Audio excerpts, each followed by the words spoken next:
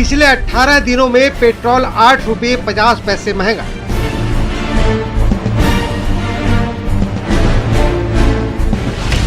Diesel 10 रुपये 48 पैसे महंगा हुआ।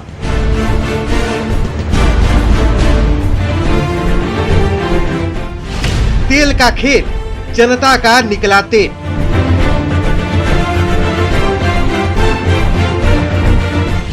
क्या खजाना भर रही है सरकार?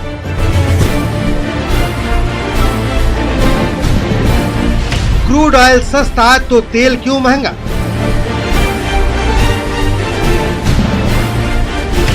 कब आएंगे अच्छे दिन?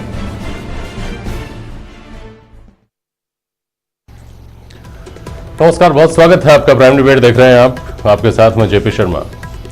इधर कोरोना के मरीजों की बढ़ती तादाद हमको चिंतित कर रही है, उधर पेट्रोल डीजल के बढ़ते दाम आम आदमी की चिंता बढ़ा रहे हैं। ये वही पेट्रोल है जिसकी महंगाई ने कई बार सरकारें बदली हैं। अब पिछले एक पखवाड़े से और उससे भी ज़्यादा अरसे से पेट्रोल के दाम सुरसा का मुंह हो गए हैं। और ये हालात तब हैं जब सारी दुनिया में पेट्रोल डीजल सस्ता है, जब क्रूड ऑयल के दाम रिकॉर्ड निचले स्तर तक पहुंचे हैं, जब हमारे यहाँ पेट्रोल डीजल की कीमतों को सीधा अंतर्राष्ट्रीय बाजार से जोड़ा जा चुका है। तो जब क्रूड सस्ता और पेट्रोल महंगा है तो इसके दाम गिरने की उम्मीद लगाना तो बेमानी है, क्योंकि क्रूड ऑयल के दाम तो अब बढ़ेंगे ही। और पेट्रोल डीजल की महंगाई केवल हमारे वाहन चलाने से जुड़ी होती तो भी कोई बात नहीं होती। ट्रांसपोर्टर्स ने दाम बढ़ाए और हर चीज़ की कीमत पर इसका असर पड़ना तय है। यानी आम आवाम को कोरोना के साथ, इस महंगाई के साथ भी जीना सीखना होगा। इसके मोर्चे पर भी लड़ने के लिए कमर कस लेनी चाहिए। पर बदहाल आर्थिक हालात में क्या हम ये लड़ाई लड़ पाएंगे? इसका जवाब भविष्य देगा। आज इन सवालों के साथ इस मुद्दे पर बहस होगी कि सारी दुनिया में पेट्रोल सस्ता है तो हमारे यहाँ महंगा क्यों है।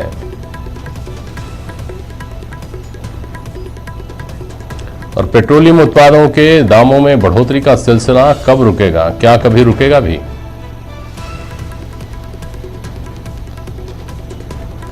और कोरोना से बेहाल अर्थव्यवस्था को ये महंगाई किस किस तरह से प्रभावित करने वाली है?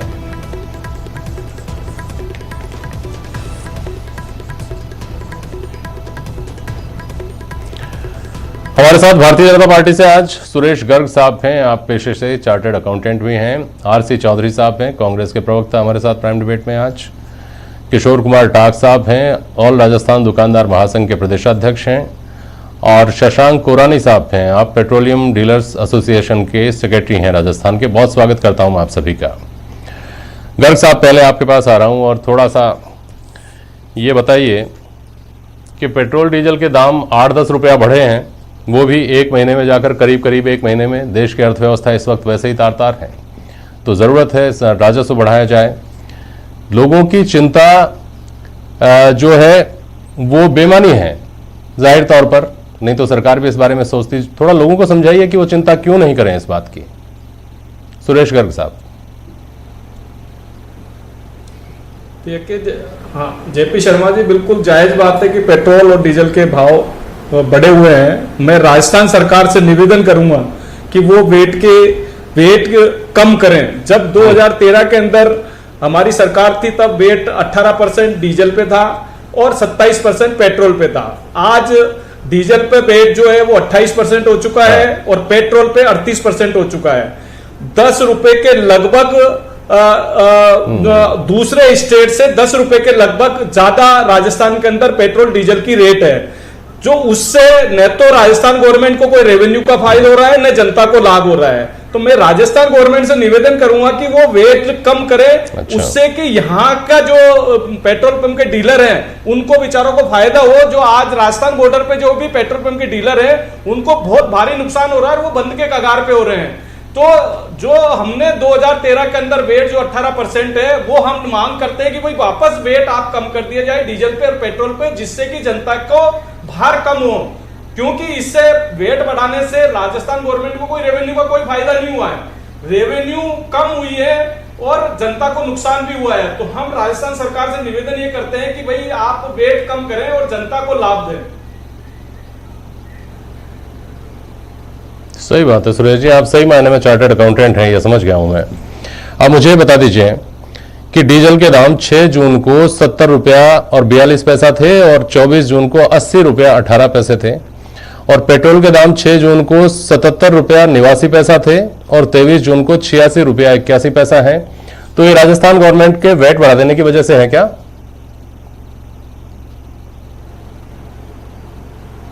निश्चित रूप से अगर पेट्रोल के भाव बढ़ते हैं तो वेट पे भी आता है। अगर आप, मेरा ये कहना है, मैं जेपी शर्मा जी सिर्फ ये कहना चाह रहा हूं कि मैं दूसरे स्टेट के कंपैरिजन में, आज दूसरे स्टेट में 8 रुपए से 10 रुपए के बीच का डिफरेंस है, तो मैं राजस्थान सरकार से निवेदन करना चाहता हूं कि भाई जो दूसरे स्टेट में भाव है कम से कम वो तो ला दीजिए ना, कि यहाँ के पेट्रोल पंप वालों को नुकसान नहीं हो और जनता को भी नुकसान नहीं हो और सरकार को भी रेवेन्यू का नुकसान हो रहा है। तो मेरा कहने का मतलब ये कि वेट कम करें। जहां तक केंद्र सरकार की बात है, केंद्र सरकार के लिए मैं कहना चाहता हूं कि केंद्र सरकार की रेवेन्यू 3 तरीके से आती है।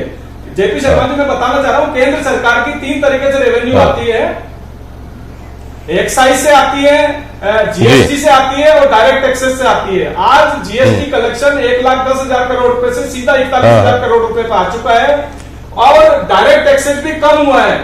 तो आज देश के विकास के लिए, राज्यों को पैसा देने के लिए हमको रेवेन्यू की जरूरत है, तो उस चीज को भी ध्यान रखना पड़ेगा। दूसरा आपको मैं बताना चाहता हूं कि विदेशी मुद्रा भंडार, सुरेश जी एक बात बोलिए, एक कर दीजिए सुरेश जी, या तो ये बोलिए, ये ईमानदारी से स्वीकार करिए कि हाँ पैसे की जरूरत है, थोड़ा जनता पे भार डालना पड़ेगा, जनता को इसको बियर करना चाहिए, या फिर ये बात बोलिए कि राजस्थान सरकार ने वैट बढ़ा करके ये 10-10 रुपए की कीमतें बढ़ा दी, इसका हम क्या करें? राजस्थान सरकार जवाब दे इस बात का। तो दोनों में से एक बात बोलिए सर, एक ही बात चलेगी? नहीं, मैं राजस्थान सरकार से निवेदन करता हूं कि वो वेट कम करें और जनता को लाभ पहुंचाए, क्योंकि न तो रेवेन्यू बढ़ रही है और न जनता को लाभ हो रहा है। तो मैं राजस्थान सरकार से निवेदन करता हूं कि वो अपना वेट कम करे, जिससे कि जनता को फायदा हो और पेट्रोल पंप जो बंद होने के कगार में है तो वो कम से कम बचे, बेरोजगारी से तो बचे। शशांक जी ठीक है, जो पेट्रोल ठीक है शशांक जी समझते हैं किसकी वजह से पेट्रोल पंप बंद होने के कगार पे। शशांक कोरानी साहब, आपको आवाज आ रही है क्या मेरी? नमस्कार। हेलो। हाँ कोरानी साहब, ये जो सुरेश गर्ग साहब अभी तर्क दे रहे हैं कि राजस्थान गवर्नमेंट ने वैट की वजह से, राजस्थान गवर्नमेंट राज्य का जो वैट है उसकी वजह से पेट्रोल के जो डीजल के फिगर्स हैं वो 80 रुपए को क्रॉस कर गए हैं। बहुत संक्षेप में ये गणित समझा दीजिए कि इसके लिए वैट जिम्मेदार है या अंतर्राष्ट्रीय बाजार में क्रूड ऑयल के जब दाम बिल्कुल निचले स्तर पर थे उस वक्त कीमतों को नहीं घटाया गया और ज्यों-ज्यों वो बढ़ना शुरू हो बढ़ाई जा रही हैं, ये इसकी वजह है। शशांक जी देखिए मैं आपको मार्च में ले जाता हूं।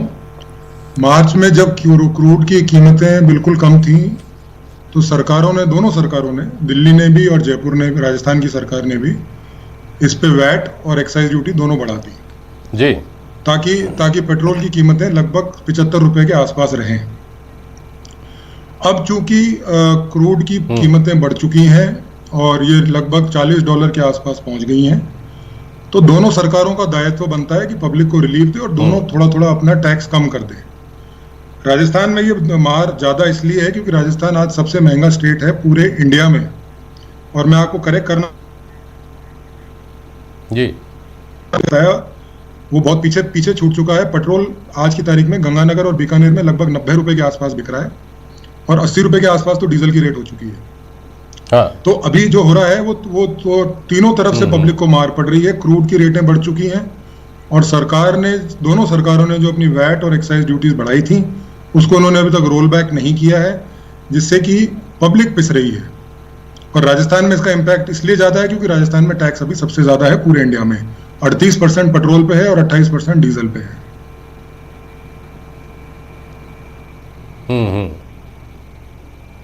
ठीक है, मैं वापस आऊंगा आपके पास। तो सीधा सीधा ये समझ में आ गया। गर्ग साहब आपके और चौधरी साहब से सवाल करूं उससे पहले चौधरी जी को भी समझ में आ गया होगा कि वैट बढ़ाकर पहले तो हमने कीमतें बढ़ाई थी, राज्य सरकार की तरफ भी शशांक कोरानी जी ने सवाल उठाए कि राज्य सरकार ने भी वैट में इजाफा किया था। अब जब कीमतें बढ़ गई अंतर्राष्ट्रीय बाजार में तो रोल बैक किया जाना चाहिए था अगर जनता को राहत देनी है तो। आरसी चौधरी जी।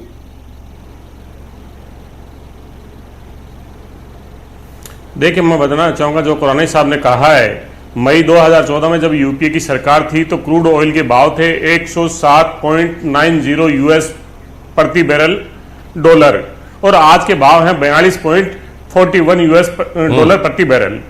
64.68% प्रति बैरल के भाव गिरे हैं डॉलर पे। और जो पेट्रोल के भाव जो कांग्रेस के टाइम में थे 71.41 थे, आज बढ़ के 79.76 हो गए। 8 रुपए 8.5 रुपए के लगभग पेट्रोल के भाव बढ़ा दिए, जबकि क्रूड ऑयल सस्ता हुआ है 65 रुपए के लगभग 65 यूएस डॉलर प्रति बैरल कम हुआ है। डीजल है वो 24 रुपए हमारे टाइम से महंगा है। उन्होंने पेट्रोल पे 258% एक्साइज ड्यूटी बढ़ाई, डीजल पे 820% एक्साइज ड्यूटी बढ़ाई। देश की राजधानी दिल्ली के अंदर पेट्रोल और डीजल के भाव बराबर है। राजस्थान के अंदर अगर डीजल के भाव कम है तो उस राजस्थान सरकार का योगदान है। मैं गुजारिश करना चाहूंगा, जो आपकी बात को पुनरावृत्ति नहीं करना चाह रहा, लेकिन मजबूरी है। 6 जून से लेकर आज 18 दिन तक लगातार जो पेट्रोल पे 9 रुपए बढ़े हैं और डीजल पे लगभग 11 रुपए बढ़े हैं। मैं ये पूछना चाहता हूं, क्या राजस्थान की सरकार की वजह से बढ़े हैं या केंद्र सरकार की नाकामी की वजह से बढ़े हैं? कोरोना की महामारी, बेरोजगारी की लाचारी, खाली पेट पे मोदी सरकार मारे जा रहा है, बार बार लातों की बारी। हम कह रहे हैं कि माफ करो सरकार, तुम्हारे अच्छे दिन से हमारे पुराने दिन लौटा दो, वो अच्छे हैं। मैं इनसे गर्ग साहब से बात करना चाहूंगा, अगर वेट राजस्थान की सरकार ले रही है, वो राजस्थान की सरकार के वेलफेयर पे काम जा रहा है। एक्साइज ड्यूटी जो ले रही है, केंद्र की सरकार ने जो इंपोज की, जो वित्तीय विधेयक 2020 के अंदर संशोधन करके जो हाईएस्ट जो लिमिट थी उसके अंदर भी बिना डिस्कशन के संशोधन करके उन्होंने ले लिया। एक झटके में अगर 13 रुपए किसी ने बढ़ाए हो तो केंद्र की सरकार ने बढ़ाए। अगर एक झटके में 10 रुपए किसी प्रति लीटर अगर किसी ने बढ़ाए हैं तो ये केंद्र की सरकार ने बढ़ाए। और गर्ग साहब को ये पता होना चाहिए, भारतीय जनता पार्टी का जब शासन था, आपने पूरे 5 साल तक 4 रुपए एक्स्ट्रा वेट लगा के रखा, लेकिन जब चुनाव का समय आया आपने गिरा के चले गए। आज देश की जनता त्राई त्राई में मची हुई है। राजस्थान की 7.5 करोड़ जनता के प्रति मैं सोचता हूं भारतीय जनता पार्टी के नेताओं की भी उतनी ही जवाबदारी है। क्यों नहीं एक तानाशाह व्यक्ति के सामने इतने बेबस और लाचार नजर आते हैं? वो कह नहीं सकते कि क्यों हमारी राजस्थान की 7.5 करोड़ जनता के हक को लूटा जा रहा है। 17 जून को जब मुख्यमंत्रियों से प्रधानमंत्री संवाद करते हैं तो राजस्थान को 1 रुपए के सहयोग की घोषणा नहीं करते। जब इनसे पूछेंगे तो ये बात करेंगे, हमने किसान सम्मान निधि में पैसा दिया है, वो आपने बजट में प्रावधान किया था। आपने कहा फ्री सिलेंडर का काम किया है, तो फ्री सिलेंडर चौधरी जी बहुत लंबा चौड़ा विषय पकड़ लिया आपने। लोगों का अन्न और राशन का अभी फिलहाल पेट्रोल डीजल पर ही रही है। और मुझे बताइए, पेट्रोल सुनिए चौधरी साहब, चौधरी साहब मुझे बताइए, ये जो आप फिगर लाए हैं 71 रुपए का, ये पता नहीं आप कौन सी डेट इसकी लेकर के आए हैं, लेकिन मैं आपको याद दिला देता हूं कि सितंबर 2013 में हम पेट्रोल के लिए 1 लीटर पेट्रोल के लिए 76 रुपए दे रहे थे। 76 रुपए दे रहे थे आज से 7 साल पहले। अगर रुपए की जिस हिसाब से कीमत गिर रही है ना, उस हिसाब से देखें तो ये आज के पैसे से ज्यादा बैठता है। तो फिर आपको क्लीन चिट कैसे आरसी चौधरी साहब? सर मैं ये गुजारिश करना चाह रहा हूं, क्रूड ऑयल की रेट बता दीजिए उस समय की। अगर क्रूड ऑयल के रेट बता देंगे तो पता चल जाएगा। मैं मई 2014 की बता रहा हूं, मई 2014 को 107.09 यूएस डॉलर प्रति बैरल था। 24 मई की बात कर रहा हूं। सवाल इसीलिए खड़ा हुआ है, सवाल इसीलिए खड़ा हुआ है कि क्रूड ऑयल के दाम गिरे 30 रुपए प्रति बैरल तक गिरे, 30 डॉलर प्रति बैरल तक गिरे, और उसका लोगों को फायदा तो नहीं मिला। और जब उसके दाम क्रमशः बढ़ने शुरू हुए आज के दिन तो हमारे ऊपर और भार ला दिया। गर्ग साहब, कोरानी जी कह रहे हैं कि वो पैसा राज्य की सरकार ने भी बढ़ाया है, वो पैसा केंद्र की सरकार की वजह से भी बढ़ा है। अब आप लोग इसको मानने को तैयार नहीं होंगे, लेकिन किशोर कुमार टाक के पास जाता हूं। किशोर कुमार जी, ये पेट्रोल डीजल की कीमतों के बढ़ने का जो मसला है, वापस आ जाऊंगा चौधरी जी आपके पास, वापस आ जाऊंगा आपके पास। टाक साहब, पेट्रोल डीजल की कीमत बढ़ने का मामला केवल ये गाड़ियां चलाने तक ही नहीं है, ये इससे आगे भी जाता है। ये आदमी के सारे बजट को गड़बड़ा देता है। कैसे गड़बड़ा देता है ये हमारे मित्रों को समझा दीजिए। किशोर कुमार टाक जी।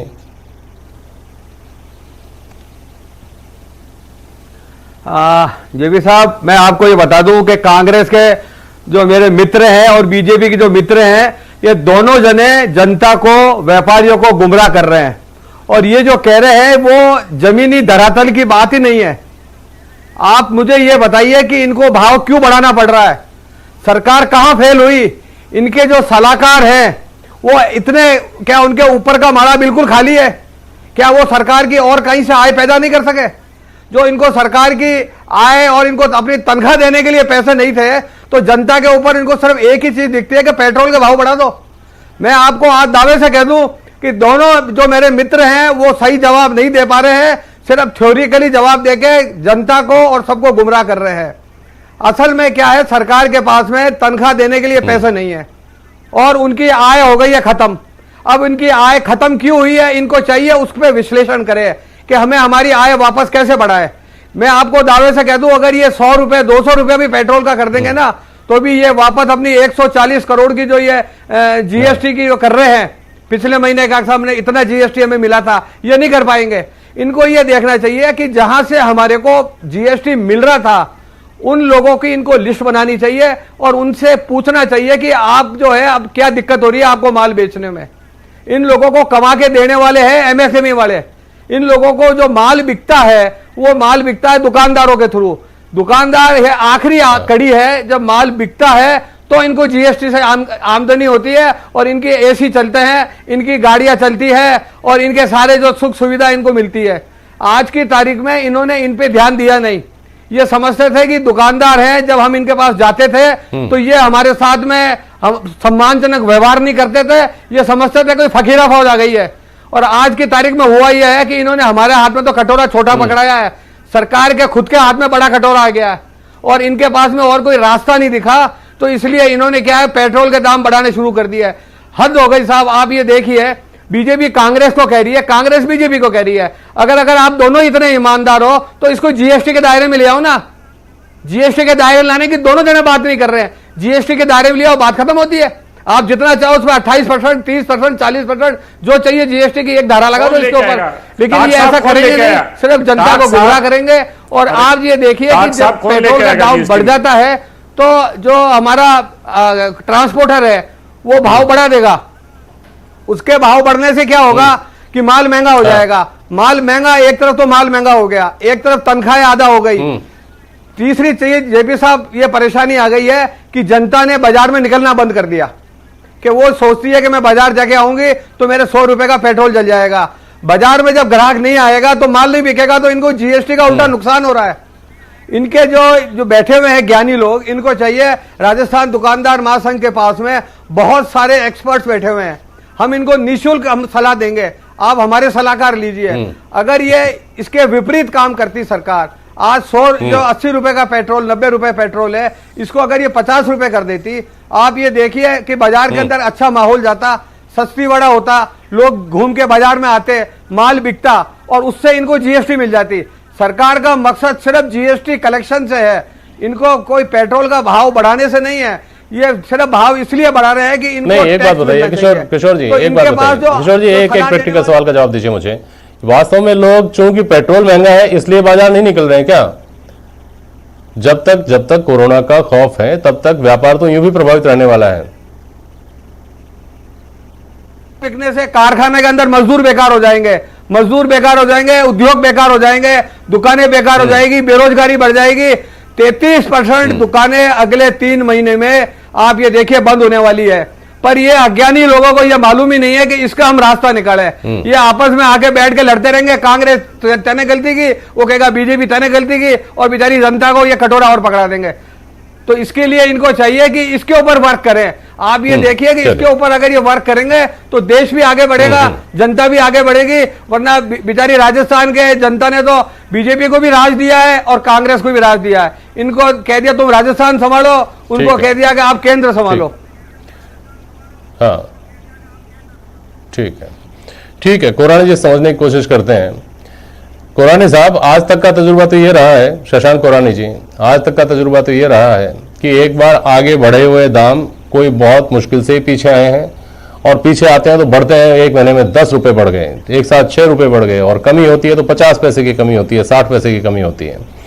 तो इस बात की, आपका लंबा अनुभव है इस व्यापार का, इस बात की कोई संभावना आप देखते हैं क्या कि लोगों को पेट्रोल डीजल से, जिसको वास्तव में राहत कहते हैं पेट्रोल डीजल की कीमतों में, वो राहत निकट भविष्य में दूर दूर तक कह लीजिए कहीं मिलेगी? कोरानी साहब देखिए, सच्चाई तो यह है कि दोनों सरकारों के पास आज की तारीख में रेवेन्यू का और कोई सोर्स नहीं है। अगर आप देखें, केंद्र सरकार का जीएसटी का कलेक्शन डाउन है, और राज्य सरकार का भी जो आर्थिक स्थिति है वो आप लोगों से छुपी हुई नहीं है। तो अभी तो वर्तमान में मुझे उम्मीद नहीं है, लेकिन कुछ बातें हैं जिनके कारण पब्लिक को रिलीफ दिया जा सकता है। देखिए, सबसे पहले अगर आप इसमें पेट्रोल डीजल की कीमतों में देखेंगे तो 200-250 रुपए इन्होंने सिर्फ रोड सेस के नाम से लगा रखा है। देखिए कि आप ये जाती देखिए कि साहब आप एक सड़क पे चल रहे हैं, उस पे आप टोल भी दे रहे हैं और आप पेट्रोल डीजल पे 2.5 रुपए तक सेस भी दे रहे हैं। तो सरकार चाहे, राज्य सरकार चाहे तो इमीडिएटली ये जो रोड सेस जैसे जो एक पुराने चले आ रहे हैं कई जमाने से, इस तरह के जो बर्डन पब्लिक पे डाल रखे हैं, इसको आप घटा सकते हैं। दूसरा, अगर आप देखें तो राजस्थान के अंदर भी 4 से 5 रुपए का अंतर है। जैसे जयपुर के अगर आप रेटें कंपेयर करें गंगानगर से या दूर दराज के इलाकों से, उसमें ट्रांसपोर्टेशन कॉस्ट जुड़ जाती है। पेट्रोल की कीमत 86 रुपए है तो गंगानगर में 90 रुपए इसीलिए है कि 4 रुपए का रेट का अंतर, ट्रांसपोर्ट के कारण अंतर आ जाता है। तो हमने सरकार को प्रपोजल दिया था कि जो ऑयल कंपनीज हैं उनको कह के डिपोज बढ़ाए जाएं। ऑयल कंपनीज ने पिछले कुछ सालों में अपने डिपोज घटा दिए बढ़ाने के बजाय। तो उससे क्या होता है, ट्रांसपोर्ट कॉस्ट ऐड हो जाता है। तो जो दूर दराज के इलाके के लोग हैं और स्पेशली जो आपका फार्मिंग सेक्टर है जो पूरा गंगानगर इत्यादि बेल्ट में है, वहां पर पेट्रोल डीजल की कीमतों में 4 से 5 रुपए का अंतर है बजाय जयपुर के। देखेंगे जब ये लॉकडाउन हुआ था कोरोना के कारण और आपने सारे अपने डिस्ट्रिक्ट्स के बॉर्डर सील कर दिए थे, तो कुछ जिलों में स्मगलिंग बिल्कुल बंद हो गई थी। स्मगलिंग क्या होता है कि साहब जब अगर 6 से 7 8 रुपए का अंतर होता है, जैसे हरियाणा से अगर आप कंपेयर करेंगे तो डीजल की रेटों में 6 से 7 रुपए का डीजल की रेट का अंतर है राजस्थान की तुलना में। तो वो स्मगलर्स के लिए एक बहुत बड़ी आमदनी हो जाती है। वो हरियाणा से, पंजाब से लाखों लीटर स्मगलिंग का माल राजस्थान में लाके बेचते हैं। तो अगर आप इस तरह के ये 2-4 चीजें अगर आप करते हैं तो आप डेफिनेटली पब्लिक, जैसे आपका ट्रांसपोर्टेशन का जो मैं आपको रात दे पाएंगे, या ये तो 2.5 रुपए जो आपने रोड टैक्स लगा रखा है, इसको आप कम से कम विड्रॉ कर सकते हैं। तो उससे क्या होगा, आपकी जो रेवेन्यू है, जो आपको जीएसटी जो वैट से आ रही है, वो आपकी वैट वाली तो रेवेन्यू आपकी डिस्टर्ब नहीं हो रही है।